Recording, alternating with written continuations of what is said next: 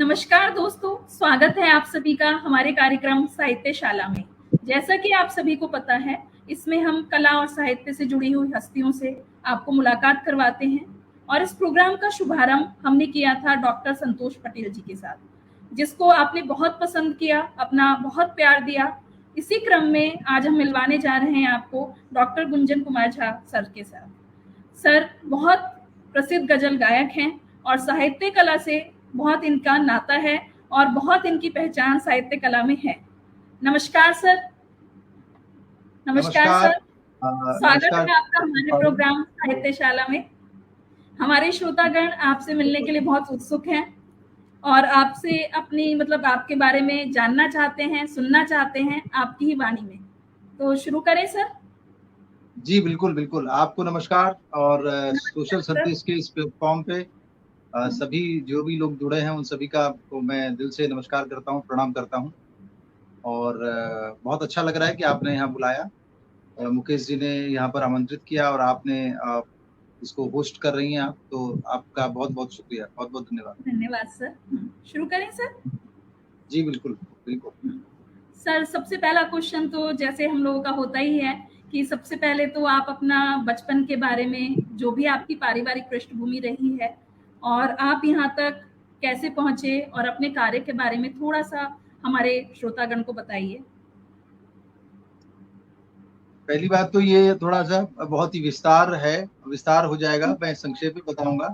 दूसरा कि इस तरह के सवालात आजकल साक्षात्कार में पूछे कम जाते हैं, क्योंकि इतना समय किसी के पास नहीं होता कि वो किसी की जिंदगी के बारे में इतनी तफसील से कुछ समझने की कोशिश करे, जानने की कोशिश करे।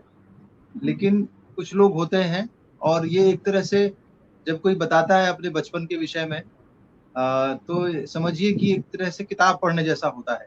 हर एक इंसान जो होता है वो एक किताब होता है, एक पूरी जिंदगी होती है। और जब आप उसके बारे में जानते हैं, उसके बचपन के बारे में जानते हैं, उसकी पृष्ठभूमि के बारे में जानते हैं, तो आप एक पूरी रचना पढ़ रहे होते हैं। बिल्कुल सर, तो उससे जुड़ रहे हो। बहुत समय तो नहीं लूंगा, लेकिन संक्षेप में बताता हूँ कि मैं बिहार में मधुबनी जिला से संबंध रखता हूँ। मेरा गांव जो है एक रुपोली है। रुपोली यानी कि मधेपुर के पास एक छोटा सा गांव है, झंझारपुर मधेपुर। और मेरी प्राथमिक शिक्षा से ही 4वीं 5वीं क्लास से ही मैं दिल्ली आ गया था पिताजी के साथ। और तब से पढ़ने लिखने का क्रम शुरू हुआ। गाने का क्रम भी तभी से शुरू हुआ, बचपन से गाता था। मेरी दादी जो थी वो बहुत अच्छा गाती थी और मेरी दादी जी के जो भाई थे वो बड़े प्रसिद्ध गीतकार हुए हैं, दिवाकर जी। तो उनकी प्रेरणा से दादी जी गाती थी और दादी जी की प्रेरणा से मैंने गाना शुरू किया। यहाँ पे आके फिर कुछ ही समय के बाद 6वीं 7वीं क्लास से मैंने शास्त्रीय संगीत की तालीम लेनी शुरू की।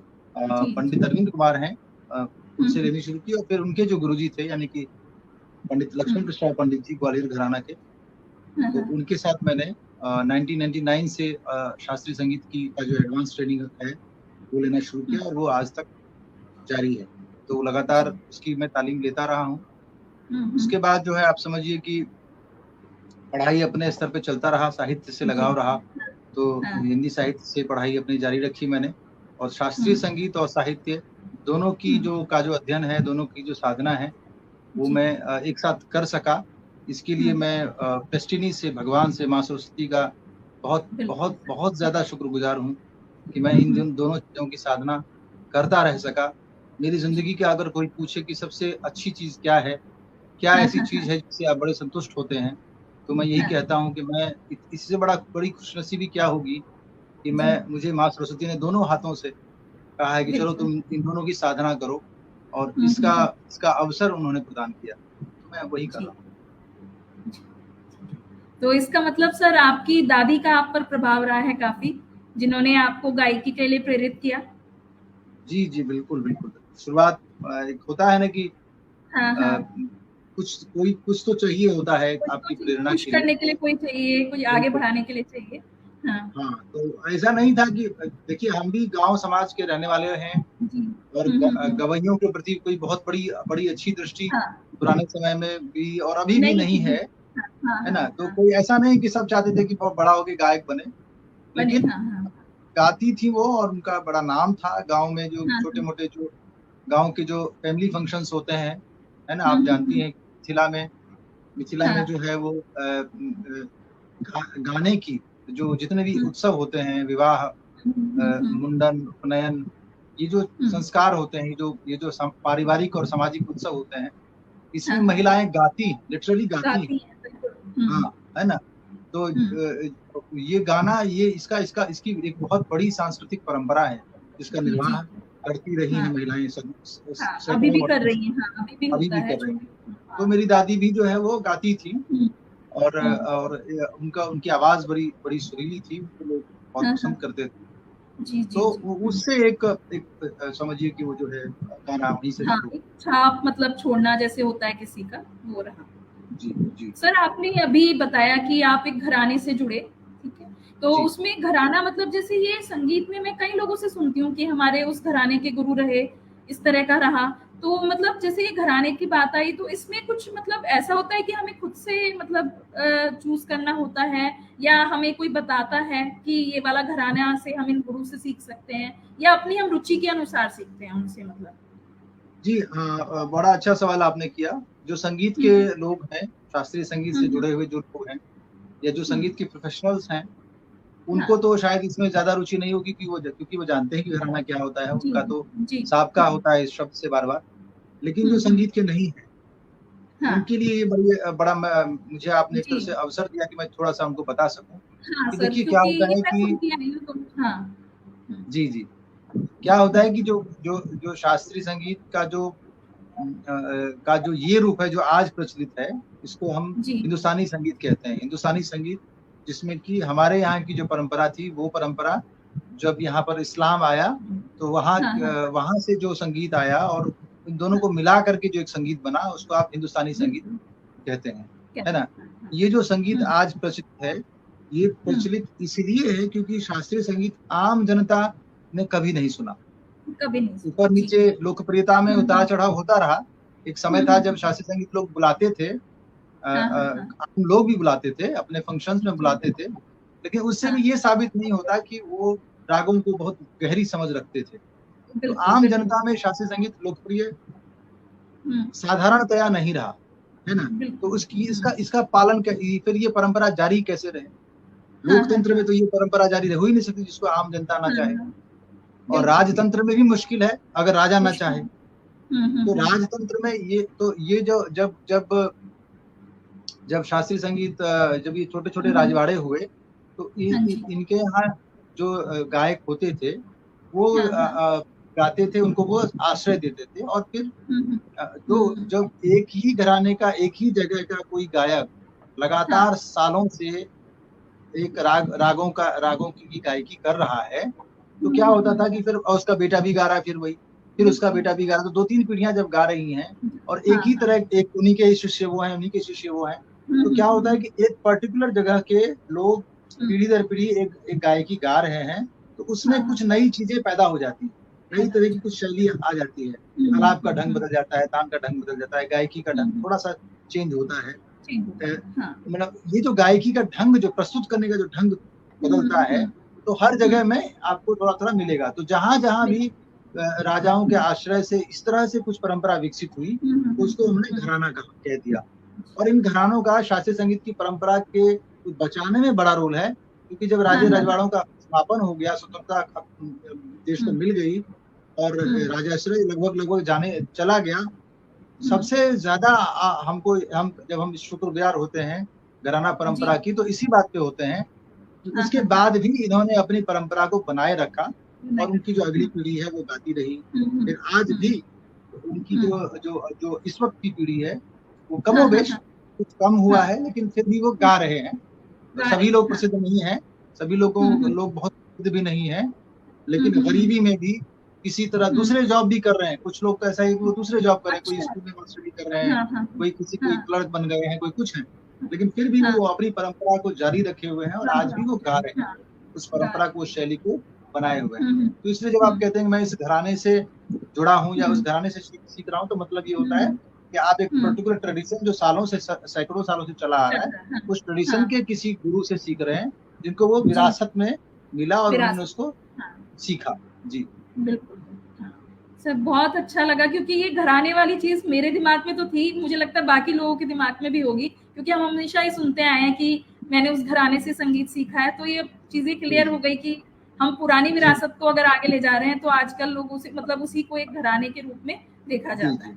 जी बिल्कुल बिल्कुल। अब सर थोड़ा मैं आपके ब्लॉग्स की तरफ आ रही हूँ, क्योंकि जैसे मैंने भी आपके ब्लॉग्स पढ़े हैं, उसमें आपने ब्लॉग्स में कई बार जनेंद्र जी का, प्रेमचंद जी का और निर्मल जी का भी नाम लिया, निर्मल का, राइटर का। तो उन ब्लॉग्स के जरिए आप मतलब उनके बारे में आप बताना चाह रहे हो, या आप उनके विषय में क्या मतलब उल्लेख करना चाह रहे हो? थोड़ा सा इस बारे में जानकारी दीजिए। देखिए, ब्लॉग लिखने की का जो शौक है, हाँ, जो हाँ। प्रेरणा है, वो मुझे डॉक्टर कैलाश कुमार मिश्रा हैं, जी, जी, जी। वो कुछ ब्लॉग्स लिखते थे, तो जी। उनको देख के मुझे मन हुआ कि मैं ब्लॉग लिखूं। हुँ। तो मैंने तो पता चला कि उनका जो ब्लॉग का जो सिस्टम है, वो हमारे श्री मुकेश जी जो हैं, जो इस सोशल संदेश के जी, जी, जी। हाँ। संचालक हैं, इसके सर्वे सर्वा हैं, हुँ। वो देख रहे हुँ, हैं हुँ। सारा काम। हुँ। तो फिर मुकेश अच्छा। जी से संपर्क हुआ, हुँ। और मुकेश जी ने फिर मतलब कैलाश भाई जी ने उनको कहा कि भाई इनका भी कर दो, इनकी भी ब्लॉग हाँ, लिखने हाँ। की कुछ सिस्टम बना दो। हाँ, और हाँ, तब तक हाँ। मुकेश जी से भी मित्रता हो गई थी। तो इस हाँ, तरह से हाँ। मुकेश जी ने ही वो सारा जो होता है वर्डप्रेस का जो पूरा सिस्टम होता है, जी, जी, वो जी। हाँ। वो किया, हुँ। बनाया। हुँ। और फिर मैंने भी फिर जैसे कैलाश जी लिखते थे, मैंने हुँ, भी हुँ, लिखने की हुँ। कोशिश की। हुँ। और वो कहा करते थे कि डेली लिखो, सप्ताह जी, में 2 जी, दिन जी। लिखो। तो मैंने जी। कोशिश की, मैं बहुत हुँ। बहुत रेगुलर नहीं रह पाया, लेकिन हाँ, मैंने हाँ, हाँ। काफ़ी कुछ लिख दिया, और जब देखता हूँ अब, तो बड़ी खुशी होती हुँ। है कि मैंने इतना कुछ लिख दिया। इतना कुछ लिख तो दिया। जी। वो है। और जो आप निर्मल वर्मा और तमाम लेखकों की आप बात कर रही हैं, हाँ, हाँ, तो हाँ। वो ऐसा है कि मेरी एक किताब है, हिंदी हाँ कहानी जी। संग्रह। वो बीए के जो विद्यार्थी हैं, हुँ, हुँ, हुँ। उनके उनके वो उसका इस्तेमाल करते हैं, उनके सिलेबस के अनुसार उसको बनाया गया है। अच्छा, तो अच्छा, उसमें अच्छा। मैंने हाँ। कुछ कहानियों का की हुँ, आलोचना जो है, उसमें कहानी से हुँ। पहले थोड़ी आलोचना लिखी जाती है, तो आलोचना, हाँ आलोचना जी। समालोचना हुँ। होता है, थोड़ा उसके बारे में बताया जाता है कि क्या है बताई कहानी। जाती है। हाँ, हाँ। तो वो मैंने लिखा था, तो फिर हाँ। मैंने उसी में थोड़ा एडिट करके अपने हाँ, ब्लॉग हाँ। में उसको स्थान दिया है। तो उसमें जी। आपको जो जो प्रचलित कहानियाँ हैं, उन हाँ, हाँ। कहानियों के संदर्भ से, उन कहानियों के का थोड़ा-सा सार दे करके उस हाँ, लेखक हाँ। को, और उस उस कहानी के लेखक को। संदर्भ से उस लेखक को अच्छा। समझने का और हाँ। समझाने का प्रयास किया गया है। तो ये छोटे-छोटे मतलब मैंने उसमें ब्लॉग हाँ, में हाँ। दिए हुए हैं। जी। अब समझ में आया सर। और सर एक और ब्लॉग है आपका, एक बड़ा ही रोचक सा है मेरे ख्याल, मुझे तो बहुत अच्छा लगा, और जो भी पढ़ेगा शायद उसको भी अच्छा लगेगा। जयपुर की लड़की से प्यार, शायद यही है उसका नाम। तो सर ये आप बताइए कि ये आपका मतलब काल्पनिक था या आपकी असल ज़िंदगी पे बेस्ड था? या हाँ, आपने ये जो भी अब इसका जवाब दे दे दूँगा तो पता चलेगा कि जो मेरी पारिवारिक ज़िंदगी है उसमें उथल-पुथल हो जाएगा। नहीं, नहीं सर ऐसा कुछ हम नहीं ये है चाहेंगे। कि हुँ। लेकिन ये है कि ये घटना सत्य घटना पर आधारित है। जी। और ये कहानी मेरे दिल के बड़ा बड़ा करीब है, हुँ, क्योंकि कायदे से मैंने हुँ, रचनात्मक दृष्टि से गद्य लेखन कम किया, हुँ। और ये मैंने डायरेक्टली फेसबुक पे लिखा। इस कहानी की जी। सबसे बड़ी बात ये है हाँ, कि हाँ, हाँ। डायरेक्टली फेसबुक पे जैसे हुँ, पोस्ट लिखते हैं, ऐसे हुँ, ही किसी दिन मन किया तो मैंने लिखना शुरू किया, और हुँ, वो फिर इतना लोकप्रिय हुआ। हुँ। हमारे इतने अच्छे मित्र जो जो एक हमारे उमाशंकर सिंह जी हैं, और हुँ, हुँ। हमारे अतुल भाई हैं, मतलब ऐसे कई लोग जो फ़िल्मों के लिए लिखते हैं, बड़े जी, जी। स्थापित स्क्रिप्ट हाँ। राइटर हैं, लेखक हैं। हुँ, उन हुँ। लोगों ने मुझे इसमें कहा कि भई आप ये बताओ कि आप गायक हो कि लिखा हो, पहले ये तय लिखता करो। बिल्कुल सर, बिल्कुल, आप हाँ। गायक हो कि लेखक हो, भई हमारे हुँ, फ़ील्ड में काहे आ रहे हो? हुँ, मतलब हुँ, हुँ। उनको ये इतना अच्छा लगा, तो मुझे हुँ, उससे हुँ, प्रेरणा मिली, और हुँ। फिर मैंने इसका पार्ट 1, पार्ट 2, पार्ट 3 करके उसको अच्छा लिखा। सर। और हाँ, बिल्कुल ये कहानी जो है, आप समझिए कि कहानी नहीं है, ये हाँ। आत्मकथा के रूप में लिखी गई कहानी है। हुँ, और ये हुँ। आत्मकथा ही मान लीजिए उसको, बिल्कुल सत्य घटना पर आधारित है, मुझे ये कहने में कोई गुरेज नहीं है। हाँ, हाँ, हाँ। और ऐसा ऐसा हर एक व्यक्ति की ज़िंदगी में ऐसा कभी न कभी होता ऐसा है, कुछ इस तरह होता की है। चीज़ें हाँ, हाँ। होती हैं। हाँ, बस हाँ। हम जिसको माँ सरस्वती चाहती हैं कि ये हम सरस्वती हाँ, बयाँ कर दो, तो वो बयाँ कर देता है। बिल्कुल, तो हमने बिल्कुल भी सर। बयाँ कर दिया, और काफ़ी हुँ, उसकी तारीफ़ की तारीफ़ हुई। होती बस है, हाँ। कृपा है। नहीं सर, इसके वाकई में शब्द ऐसे हैं कि एक बार पढ़ने के बाद आप रुक नहीं सकते हो, आप आगे भी उसको पढ़ते रहना चाहोगे। वो इस तरह की है ब्लॉग्स, कहने के नाम पे आत्मकथा ही समझिए। हाँ। और सर जैसे मैंने आपका प्रोफाइल देखा और आपके बारे में जाना भी है, तो सर आप जैसे गजल गायक के साथ साथ आपने कई सारे नाटकों को भी संगीत से जोड़ा है, मैंने ये मतलब पढ़ा है आपके बारे में।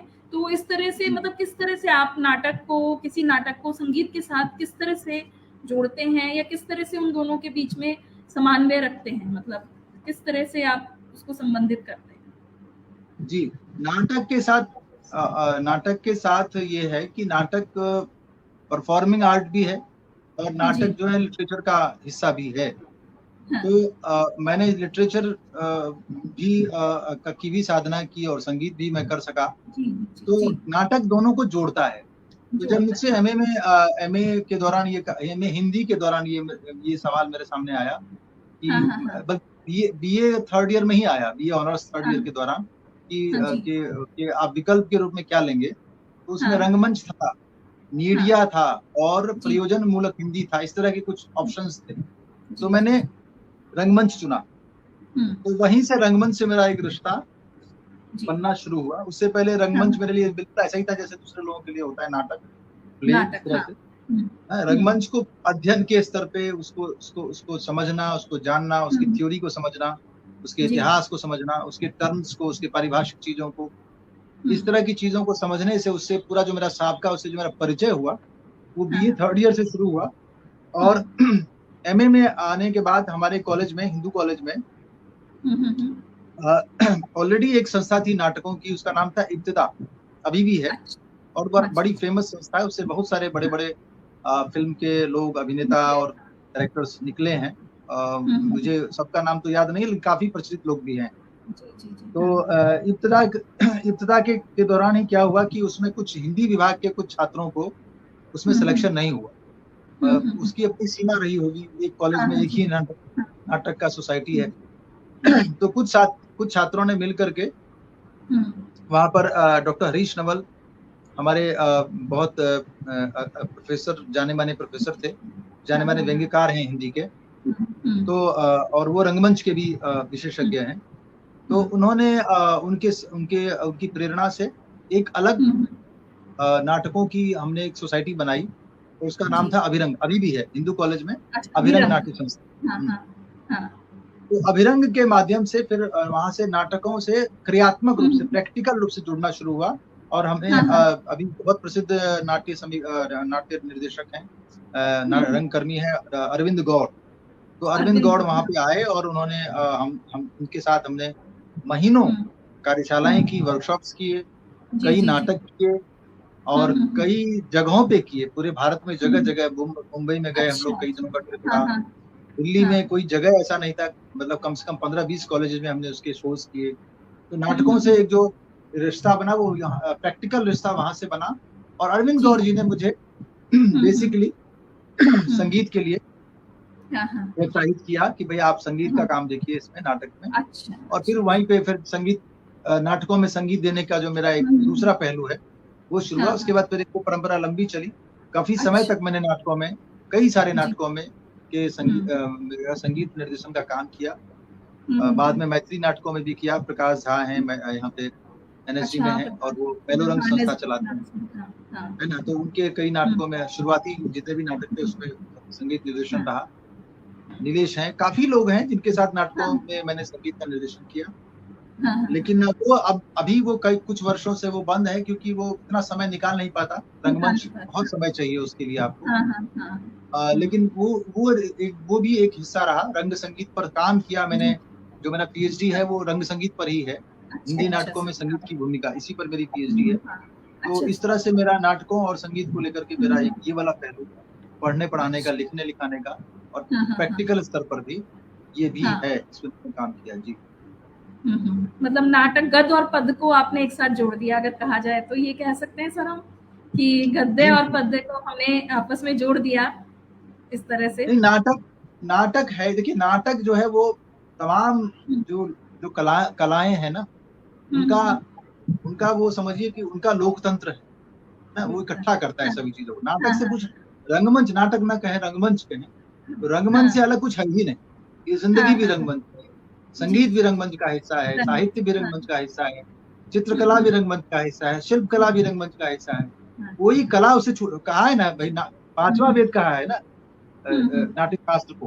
तो नाट्य शास्त्र में आप देखिए, आपको इसका पूरा विवरण मिलेगा कि पूरा रंगमंच जो है वो कितना बड़ा उसका कलेवर होता है। तो रंगमंच से तो कुछ अलग है ही नहीं, सारी कलाएं उसके अंदर आती। तो मैं कौन होता हूँ जोड़ने वाला, है ही उसके अंदर। मैंने तो सिर्फ उसको थोड़ा बहुत करने की कोशिश की। अच्छा सर। सर अब जैसे अगर हम गायकी की बात करें तो आप गजल गायक तो है ही, मतलब प्रसिद्ध गजल गायक हैं, और मतलब लेकिन अगर गायकी के हम रूप की बात करें, शास्त्रीय संगीत, गजल और जो हमारे पुराने बॉलीवुड के संगीत भी है, तो आपको दिल के करीब मतलब कौन सा लगता है? वैसे तो एक गायक के लिए सारे ही होते हैं, लेकिन फिर भी एक होता है ना कि हाँ इसमें मुझे ज्यादा अच्छा लगता है, मेरे को सुकून मिलता है। इस तरह की गायकी, कौन सी गायकी आप मतलब सबसे ज्यादा पसंद करते हैं? देखिए, मैंने जो भी कुछ किया, चाहे संगीत की साधना मैं कर रहा हूँ या मैं साहित्य मैंने पढ़ा, मैंने कुछ भी प्रोफेशनल दृष्टि से नहीं सोचा। जो मन हुआ वो करता चला गया। तो इसलिए जो मैं कर रहा हूँ, मान के चलिए कि वही मेरा फेवरेट है। अगर वो मेरा फेवरेट नहीं है तो वो कुछ दिन चलेगा, फिर वो चला जाएगा। तो इस वक्त मैं गजल गा रहा हूँ, तो आप एकदम 100% श्योर है कि गजल ने मुझे अपने, जैसे होता ना कि खींच लिया है अपनी ओर। गजल से मैं अलग रह नहीं सकता। और गजल की खासियत ये भी है कि गजल में शब्द होता है, गजल में संगीत भी होता है, शब्द भी होता है। तो ऐसा एक मतलब समझ नहीं, वो रचना है अपने आप में। गजल अपने आप में एक फॉर्मेट है लिटरेचर का, है ना। गजल म्यूजिक नहीं है, गजल इज एक्चुअली लिटरेचर फॉर्म। तो उस फॉर्म में कहते हैं कि गजल गाते नहीं है, गजल कहते हैं। उसका एक एक शब्द, उसका जो शेर है वो मुकम्मल होता है ना। वो पूरी जिंदगी के तमाम भावों को बयां करता है। तो उस मुकम्मल सी चीज में जब संगीत आ जाता है और जब उसको आप स्टेज पर परफॉर्म करते हैं, उसको उस चीज को संगीत के माध्यम से बयां करते हैं, तो आप समझिए कि आप सीधे जो श्रोता है उनके दिल में उतर जाते हैं। जिनको समझ है, सुधी श्रोता जो हैं, आप उनके दिल में उतर जाते हैं। और मेरा यकीन कीजिए, इतनी मोहब्बत मिलती है कि अगर मुझे कोई एक तरफ ये कहे कि आप जो है फला यूनिवर्सिटी में प्रोफेसर हो जाएं और आप 1 घंटा लेक्चर दें, 2 घंटा लेक्चर दें, और दूसरी तरफ कहे कि कुछ नहीं, आपको महीने में 1 प्रोग्राम मिलेगा, कॉन्सर्ट मिलेगा बड़ा सा, और अच्छा कॉन्सर्ट होगा, लोग सुनने वाले मिलेंगे, और आपको महीने का सिर्फ उसमें आपको उतना ही जो है आपको आमदनी हो सकती है जिससे कि आपका खर्चा निकल जाए। आप मेरा यकीन कीजिए, मैं दूसरा पोर्शन लूंगा, इतनी मोहब्बत है इसमें, उसकी कोई सानी। लोग सुन के ऐसा भाव विभोर हो जाते हैं, वो लोग सुन के भाव विभोर हो जाते हैं, हम सुना के भाव विभोर हो जाते हैं। देखिए, इस दुनिया में 2 ही सत्य है, एक है मोहब्बत और दूसरी है मृत्यु। ठीक है, इसके अलावा तीसरा कोई सत्य नहीं, कुछ भी नहीं है इसके अलावा। तो इसलिए मोहब्बत से बड़ा कोई मूल्य नहीं है जीवन, और गजल उसी मूल्य को लेकर के चलता है साथ में। इसलिए गजल मेरे दिल के बहुत करीब है। और फिल्मी गाने भी, कुछ भी ले लीजिए, सब में गजल है। फिल्मी गाने भी अगर आप मुझे कहेंगे तो उसमें भी वो गजलों का एक दौर रहा है फिल्मों में, जो बड़ा सुनहरा दौर था। फिल्म संगीत का एक सुनहरा दौर था जब गजलें चली, और गजलों के कारण फिल्में चली। उस दौर में जब जगजीत सिंह हुए, उस दौर में जब, देखिए आज तक पंकज उधास आज भी गा रहे हैं, है ना। सुनने वाले कम हैं, नो डाउट, गजल सुनने वाले कम हुए हैं, लेकिन कम होने के बावजूद भी जितने हैं उतने बहुत हैं, वो उतने बहुत हैं, और उतने ही रहे तो अच्छा है। क्योंकि वो दिल से दिल का मामला है ना, जुड़ता है जब ऑडियंस के साथ एक गायक, तो वो थोड़े कम ही हो तो अच्छा रहता है। बहुत भीड़ होती है तो जुड़ने में थोड़ी दिक्कत होती है।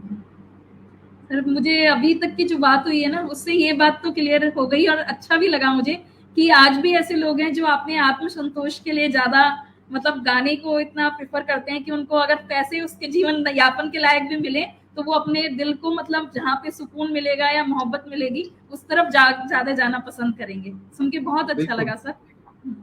सर, अब जैसे आप अभी गायन इस तरह से करते हैं, कभी बॉलीवुड वगैरह में जाने की इच्छा नहीं हुई? जबकि आपकी गायकी प्रसिद्ध है इतनी, तो बॉलीवुड की तरफ आपने कभी नहीं सोचा कि वहां पर जाया जाए या उधर गाया जाए? मैं मुंबई में अरविंद गौड़ सर के साथ ही गया था थिएटर के सिलसिले में।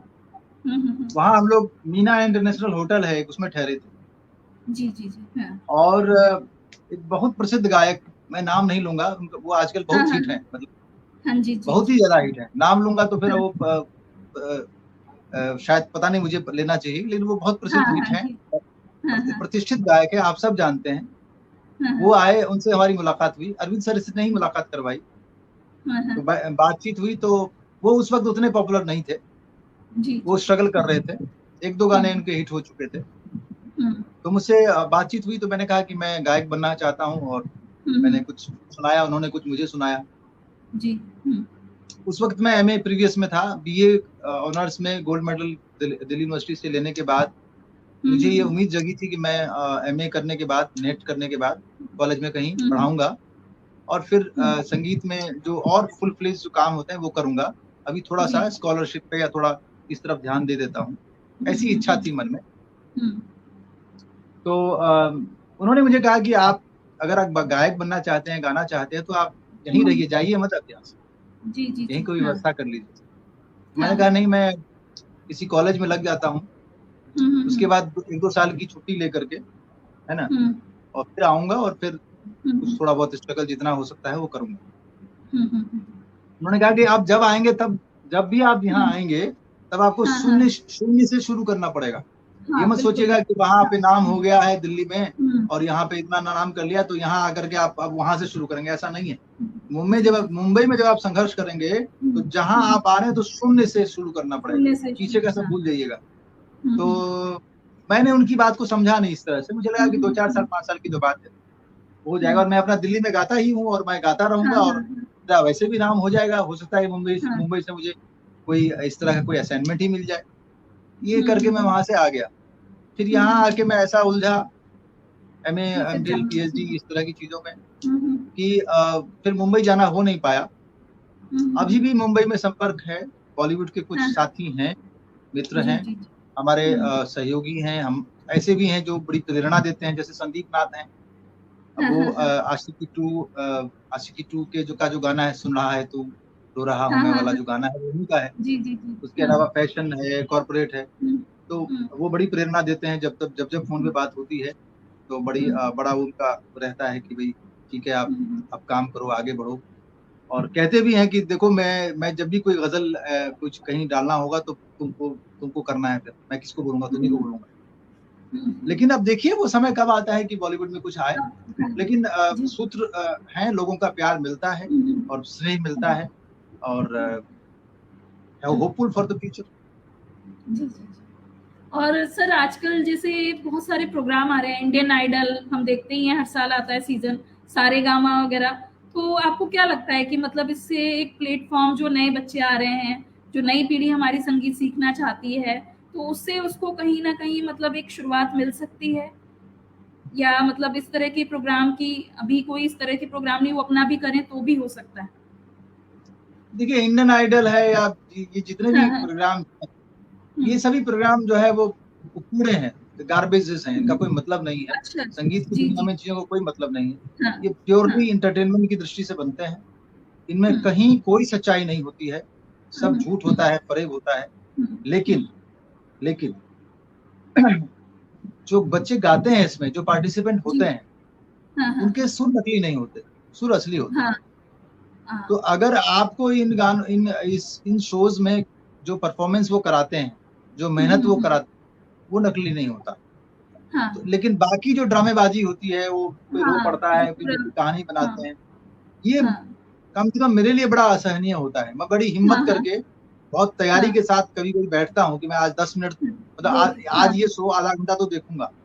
जी, लेकिन जी, मेरा जी, जी। यकीन कीजिए, मैं 5 मिनट देखते-देखते मेरा जो है, मैं झेल नहीं पाता उसको, क्योंकि वो हाँ, नकलीपन हाँ। मुझे बर्दाश्त, हाँ, एक काश ये मतलब आप नकलीपन चला जाए, तो हुँ, शायद हुँ, हुँ। वो अच्छे होंगे।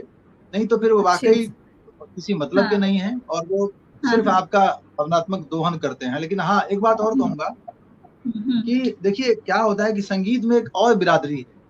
हाँ, हाँ, संगीत की हाँ। एक बिरादरी है जो बहुत बड़ी है, वो जी। शोज़ करती है। हुँ, एक हुँ, हुँ। बिरादरी है जो बहुत ही बड़ी है, जो बॉलीवुड से जुड़ी हुई है। हुँ, हुँ। एक बिरादरी है जो गाँव देहात में पड़ी हुई है, अपना साधना कर रही है, दूसरे काम कर रही है, लेकिन संगीत में लगी जी। हुई है। मैंने आपसे हाँ, हाँ, बताया हाँ। अभी, परंपरा से कर रही बिल्कुल, बिल्कुल। हाँ, है। एक हाँ। और बिरादरी है, हाँ। संगीत की एक और बिरादरी है।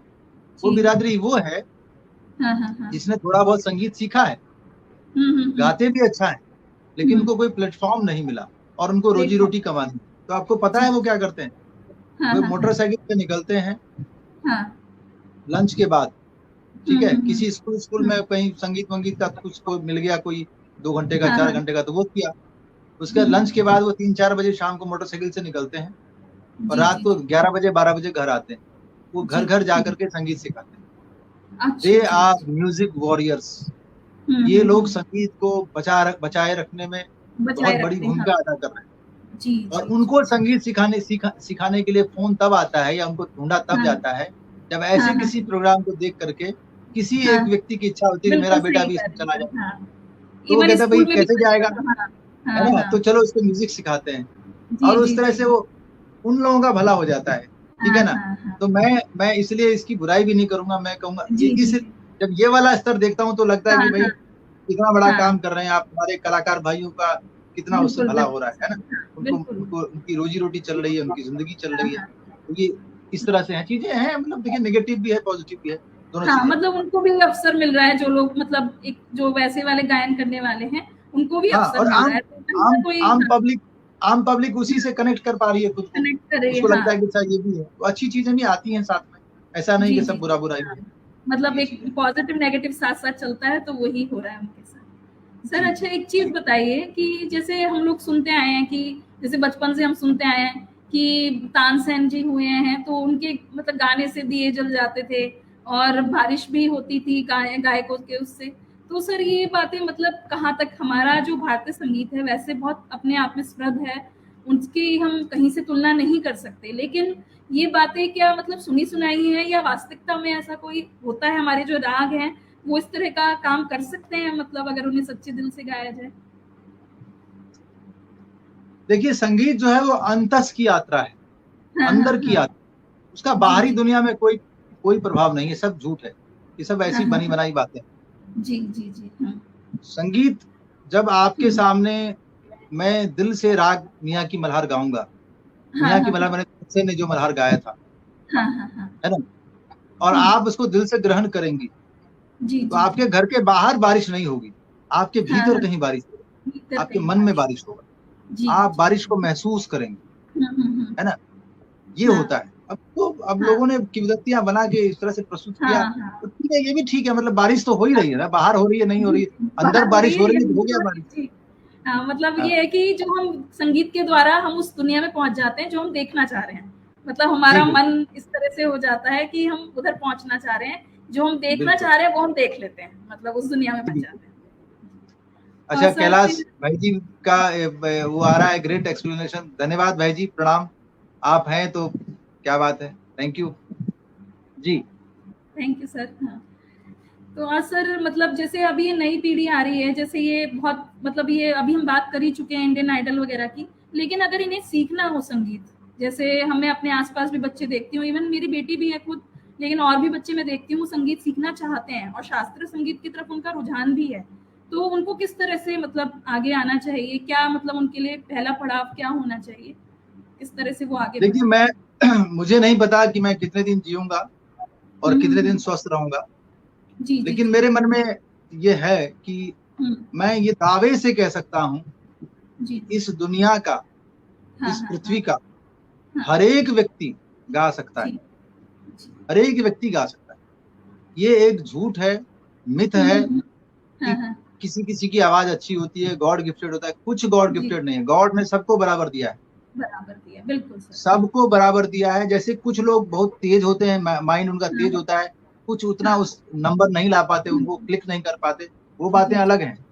हाँ, हाँ। लेकिन गा हर एक कोई सकता है, कोई ऐसा नहीं है कि जो गा नहीं सकता, गा नहीं ठीक है सकता, ना। हाँ। तो अगर किसी बच्चे को आप हुँ, किसी हुँ, का भी, हुँ। कहीं किसी भी लोकेलिटी का हो, किसी भी कल्चर हुँ, का हुँ। हो, जी, जी, जी। 7 वर्ष की उम्र में हुँ, हुँ, हुँ। संगीत सिखाना शुरू कर दीजिए। जब वो बोलना अच्छा, स्पष्ट, 7 वर्ष इसलिए कहा कि स्पष्ट बोलना, जब स्पष्ट आ जाए, हाँ, वो उसकी स्पष्ट बोली अपनी शुरू बातें हो जाए, बोल हाँ। सकता है, जी, जी, स्पष्ट जी, समझ हाँ, सकता है और थोड़ा लिख सकता है। लिख सकता है, आप हाँ। उसको संगीत सिखाना शुरू कर दीजिए। जी, ये मेरा हाँ। दावा है हुँ, हुँ, कि हुँ। 5 वर्ष के बाद हुँ, हुँ, हुँ। वो अच्छा गाएगा, हाँ, संगीत हाँ, की हाँ। अच्छी समझ होगी, और जी, जी। क्रिएटिविटी को लेकर के, एस्थेटिक सेंस को लेकर के वो हाँ, हाँ, हाँ। दूसरे तमाम लोगों से जो उन्होंने हुँ, संगीत हुँ। नहीं सीखा है, उसकी हुँ, जो हुँ। दृष्टि होगी, उसका जो सोच होगा, उसका जो व्यवहार होगा वो बेटर होगा, अलग होगा, बेहतर होगा। तो आप जरूर सिखाएं, शास्त्रीय संगीत उनको जरूर सिखाएं। अगर संगीत नहीं सीखते तो कोई और कला सिखाएं, लेकिन किसी न किसी कला से उनको जरूर जोड़ें। और सर जैसे हम शिक्षा में भी देखते हैं कि जो बच्चे स्पेशल नीड चिल्ड्रन होते हैं उनको भी कई बार सजेस्ट किया जाता है कि इनको संगीत की तरफ लाओ, तो इनके माइंड में थोड़ा सा क्रिएटिविटी, एस्थेटिक सेंस जैसे आप बता रहे हैं, तो वो भी आता है शायद। इस तरह का भी हम सुनते हैं आजकल काफी हो रहा है। तो इसके लिए आपका मतलब क्या, मतलब इस बारे में विचार है कि उन बच्चों पे किस तरह से संगीत काम करता है, किस तरह से असर करता है? देखिए, जो मानसिक रूप से होते हैं उनके अलावा जो जैसे जो तुतलाते हैं, हकलाते हैं, है ना, मैंने इसको प्रैक्टिकल स्तर पे अनुभव किया है। जी हाँ। कि एक लड़का था, उसका नाम वरुण था, कश्मीरी पंडित थे वो लोग, और पिताजी उसके हिंदुस्तान टाइम्स में बहुत बड़ी पोस्ट पर थे। जी हाँ। इसके आगे नहीं बोलूंगा वरना वो फिर इंडिविजुअल हो जाएगा। हाँ, लेकिन बिल्कुल सर। हाँ। लेकिन ये था कि वो था, और वो बच्चा जो है वो उसको ये शिकायत, मतलब ये उसके बारे में कहा गया मुझे कि बच्चे का शरीर जो है वो 12 साल का है और बुद्धि जो है वो 5। जी। ठीक है। और मैंने उनको संगीत सिखाया।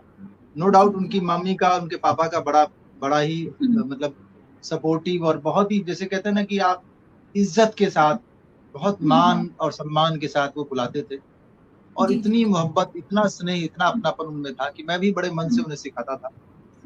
और उसके बच्चे में जो मैंने व्यवहार में जो परिवर्तन देखा, उसको 6 महीने साल भर मुश्किल से हुए होंगे, कि वो गजब का परिवर्तन था। तो ये बहुत ही एकदम, बाकी जो लोग जो रिसर्च कर रहे हैं म्यूजिक में और म्यूजिकोलॉजी में, म्यूजिक थेरेपी पर, वो तो बात कहेंगे ही कहेंगे। मैं अनुभव के स्तर पे कह रहा हूँ कि एकदम सही है कि जो मानसिक रूप से किसी भी रूप से, मानसिक रूप से ही नहीं, किसी भी रूप में जो असक्षम है या कम सक्षम लोग हैं, अगर वो संगीत सीखते हैं तो उसका बहुत ही जबरदस्त पॉजिटिव असर उनके ऊपर पड़ता है, और उनकी जो असक्षमता है, उनकी जो अक्षमता है, वो बहुत मजबूती से उनकी क्षमता में तब्दील हो जाती है। अब सर आप मतलब हमारे गायक को, हमारे श्रोतागणों को अपनी गजल जो भी आपको सबसे अपनी अच्छी लगती हो उसकी कुछ लाइनें सुनाना पसंद करेंगे? देखिए, किसी गवैये को बुलवाना नहीं चाहिए, बोलने से उसकी आवाज घिस जाता है। अब मैं इतना बोल के मेरा गला हो गया खराब। नहीं सर, वो आपको लग रहा होगा, लेकिन हमें तो सुनना आपको तब भी अच्छा लगेगा। आप जो भी सुनाना चाहें। कोशिश करता हूँ जी।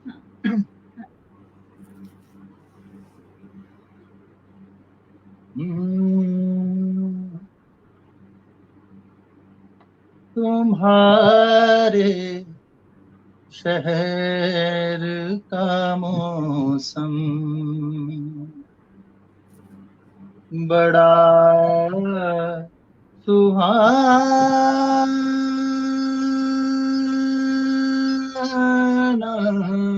लगे, तुम्हारे शहर का मौसम बड़ा सुहाना लगे। मैं एक शाम चुरा लूं, मैं एक शाम चुरा लूं, अगर बुरा न लगे, तुम्हारे शहर का मौसम बड़ा सुहाना लगे। थैंक यू सर, बहुत अच्छा लगा सुन के, मतलब बहुत अच्छा गजल का जो था कि मौसम भी आ गया और शहर सब आ गए। तो अब सर हमारा प्रोग्राम अब आखिरी तरफ जा रहा है, आखिरी पड़ाव की तरफ। अब चलते चलते आप हमारे श्रोतागणों को क्या संदेश देना चाहते हैं, क्या कहना चाहते हैं सर? कुछ नहीं, आप सभी अपनी जिंदगी को जिए, मस्ती से जिए और आनंद से जिए। जिंदगी में सबसे ज्यादा इम्पोर्टेंट जो है वो जीना है, तो इसलिए उसको ना छोड़ें। और जीने का मतलब होता है अपनी खुशी और अपने आसपास के लोगों की खुशी, तो वो काम करते चलें और आनंद से रहें। और क्या है, जो मन करे वो करें, किसी का बुरा ना हो, बस यही रिक्वेस्ट है, यही प्रार्थना है। सर बहुत अच्छा लगा आपसे बात करके, आशा करती हूँ आपको भी पसंद आया होगा हमसे मिलके। और मतलब इतने दिन से जो बात सोच रहे थे हम लोग कि आपसे मुलाकात करेंगे, तो वो आज जाके कंप्लीट हुआ। हम लोगों का एक सोचने का मतलब एक ड्रीम था कि मेरा तो था कि मैं आपसे बात करूं, तो वो एक कंप्लीट हुआ। आगे भी हम जल्दी ही आशा करती हूँ मिलेंगे। तो बहुत बहुत मुकेश धन्यवाद जी सर। ने जी मैं बताना चाहूंगा, ये जो आपकी मुहिम है, ये जो आपका इनिशिएटिव है, ये जी। बहुत अच्छा है, बहुत ही यूनिक है। और मुकेश जी से मैं पूर्व से परिचित हूँ। मैंने कहा कि ब्लॉग लिखने में उन्होंने मेरी बड़ी सहायता की है, सारा उन्होंने ही बनाया था। जी। और तो मुकेश जी एक्सपर्ट हैं सोशल साइट, सोशल जो पूरा जो आपका आईटी फील्ड है इसके, और वो बहुत अच्छे लेखक हैं। लेखक हैं जी। बहुत जबरदस्त लेखक हैं। और साहित्य की एक दुनिया अलग चलती है और एक समानांतर दुनिया चलती है जिसका साबका सीधे सीधे पाठकों से होता है। वो उस दुनिया के हीरो दोनों हैं, जुड़े है ना। हाँ। तो मुकेश जी ने ये मुहिम चालू की है, मुहिम शुरू की है, तो मुझे मेरी पूरी शुभकामनाएं उनके साथ है। मुझे पता है कि ये बहुत ही आगे जाने वाला है और उसको बहुत बड़े लेवल पे, बहुत बड़े स्तर पे लोग इसको जानने वाले, पहचानने वाले हैं और उसको पसंद करने वाले हैं और अभी भी कर रहे हैं। तो मेरी दुआ है, मेरी ये प्रार्थना है माँ सरस्वती से कि ये जो आपका कार्यक्रम है वो बहुत आगे बढ़े, बहुत बड़े अच्छे और जाने माने लोग इससे जुड़ें, अपनी अपनी बातें कहें, और हमारे जो लोग हमसे जुड़ते हैं, जो ये सब सुनते हैं, उनको बहुत अच्छी अच्छी बातें सुनने समझने को मिले। तो मैं फिर से शुक्रिया अदा करूंगा सोशल संदेश का, मुकेश जी का, और डॉक्टर पारुल आपका। आपने इतनी मेहनत की। किसी का धन्यवाद इंटरव्यू लेने सर। से पहले बहुत कुछ देखना पड़ता है, जानना पड़ता है, उसको समझना पड़ता है। तो आपका मुझे एक बार भी फोन नहीं आया, आपने सब कुछ इंटरनेट से खुद ही रिसर्च करके इकट्ठा किया। जाहिर है आपने बड़ी मेहनत की, तो आपका भी बहुत बहुत शुक्रिया। धन्यवाद। Thank you very much. धन्यवाद थैंक यू। सर, धन्यवाद। नमस्कार।